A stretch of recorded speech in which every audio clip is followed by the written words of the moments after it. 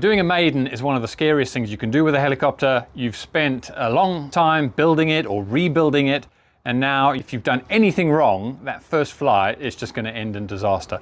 So in this video, I'm going to take you through what I do in a maiden. So this includes a maiden that I do for my own models, or a maiden that someone has brought to me and asked to maiden the model. So we're going to go through all of those steps. And at the end, I'm actually going to create a PDF for you. So if you want to download it and take it to the field and use it as a guide, you can do that as well.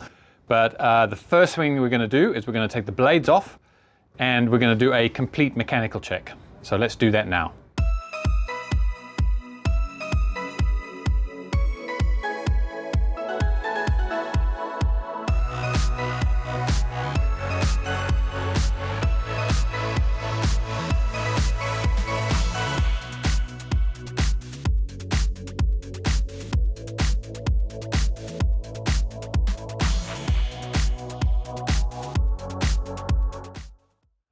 Right, so we've taken the blades off, the main blades and the tail blades and all the spacers, and we're going to leave that off the helicopter because when we go and spool it up with no blades, we don't want those bits flying off or losing them.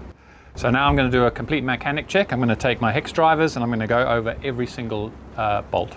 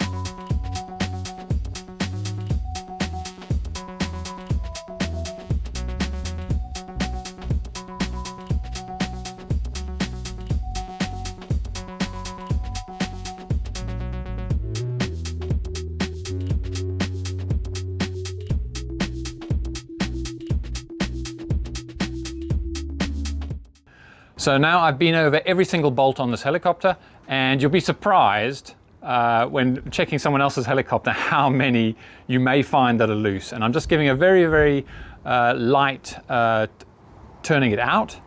So I'm not actually going to break the seal on the thread lock, but you will be surprised how many you find. There's normally one or two hiding there. So now I'm just going to do a mechanical check. So I'm going to turn the head, I'm going to check the belt tension. I'm going to push and pull on every little push rod that we've got, and I'm going to check all of the links as well to make sure that they can't pop off. Let's do that now.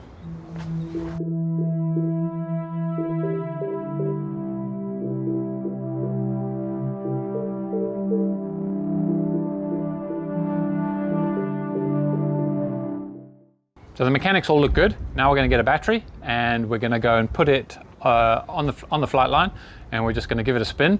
And the whole purpose of that is that we're going to make sure that all of our banks or flight modes work, what sort of speed it ramps up, how fast it pulls out a bailout, and things like rescue are working. So we're going to do all of that on the ground where it's completely safe, it's not going to fall over, and we just want to make sure that all of the switches do what we expect them to do. So let's get a battery and we'll go over that, do that next.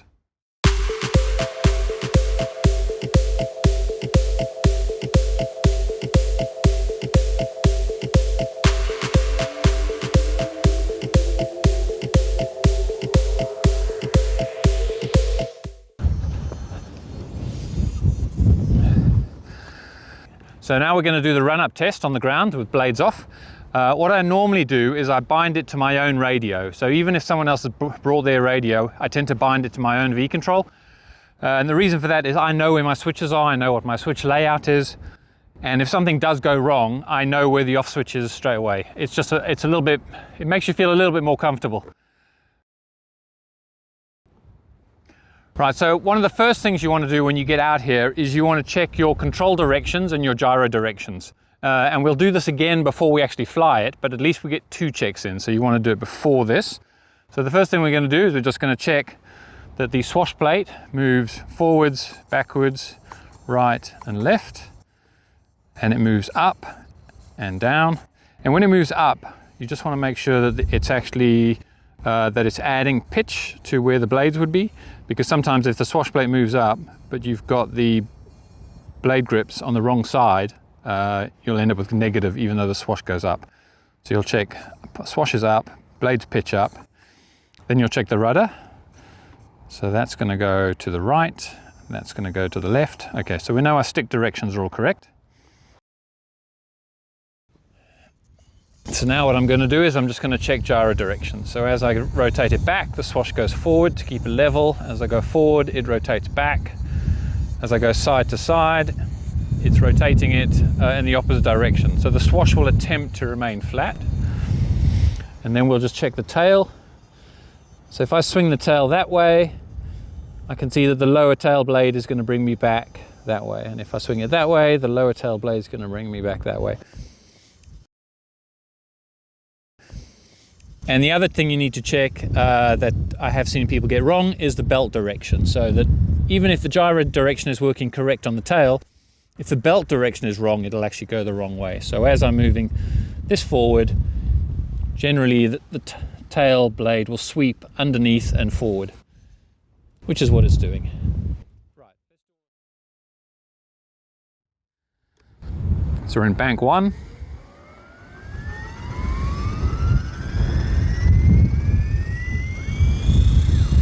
We've got a nice steady spool up.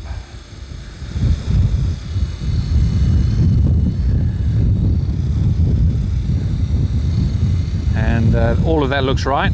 Now you will notice that as I add collective, the RPM is actually going up slightly. Now that's because of the compensation. So if you have blades on, you won't actually notice that. But what it's doing is it's seeing that you're adding pitch, so it's automatically adding a bit of throttle. So bank 1 looks okay, swash looks okay, there's no binding. Tail goes left and right. Let's try bank 2.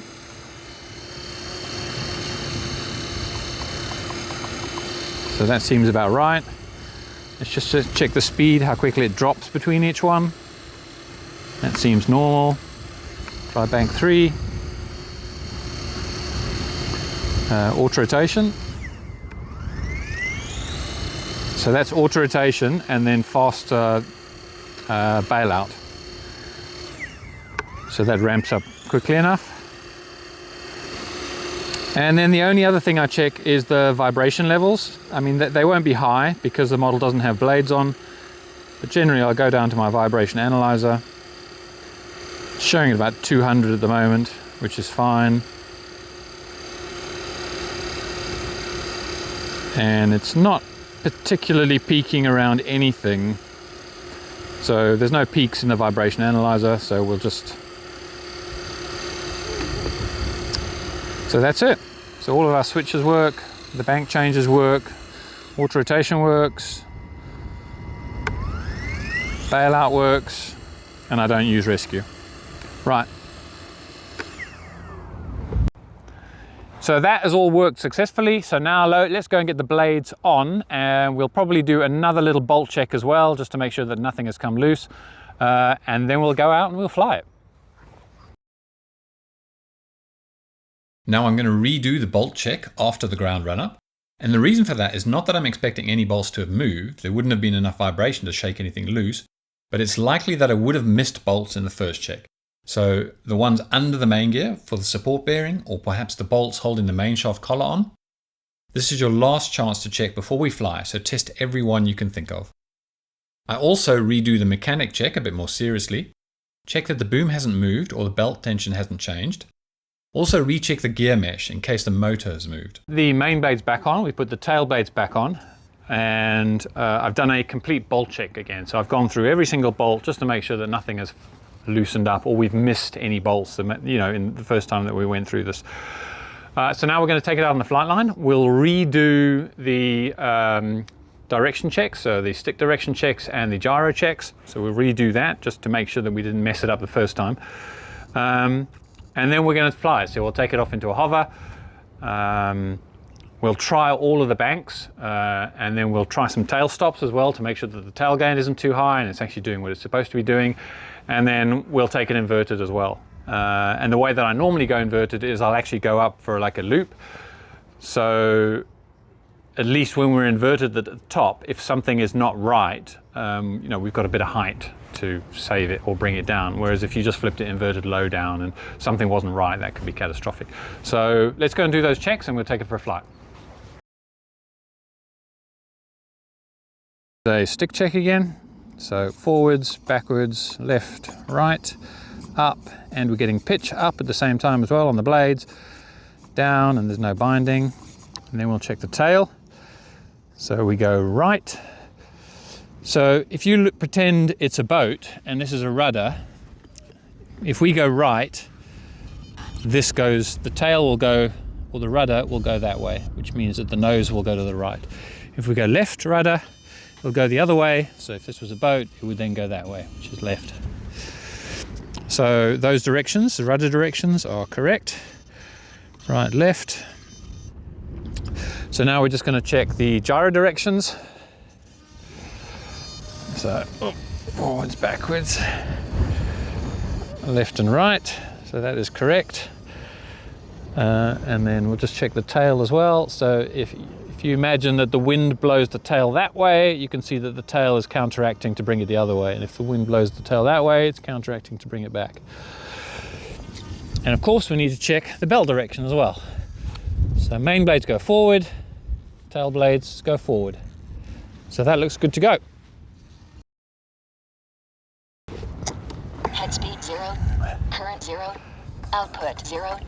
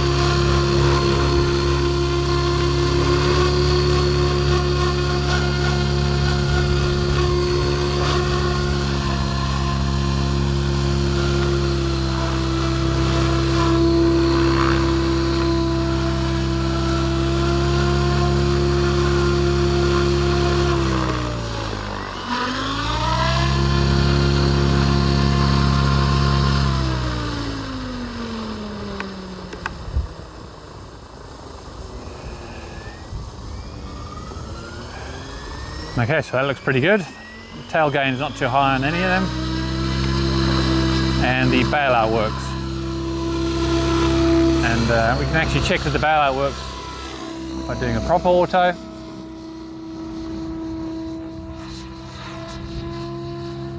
Right, so that's autorotation. And that's bailout. So that's working nicely. So we need to test the inverted next.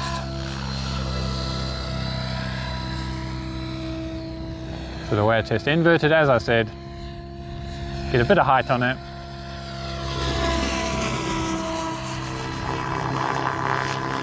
Yeah, seems to be hovering okay.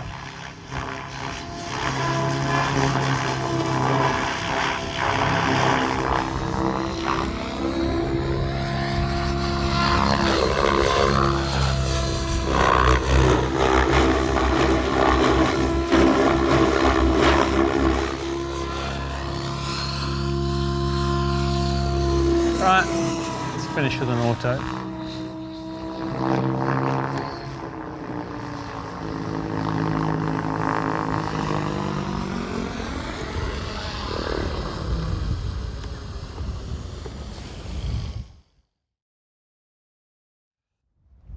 And there you have it. That's exactly how I do a maiden on my helicopters and everyone else's helicopters, whoever asks me.